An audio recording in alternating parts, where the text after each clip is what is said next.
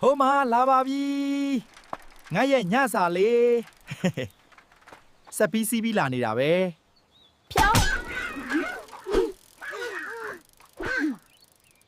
မတ်ပလားနေ့ကိုစောင့်နေတာကြာပြီ ကဲဒီနေ့တော့ကြက်သားဟင်းကောင်းကောင်းစားရပြီကိုမိမရေ မိမ မိမရေ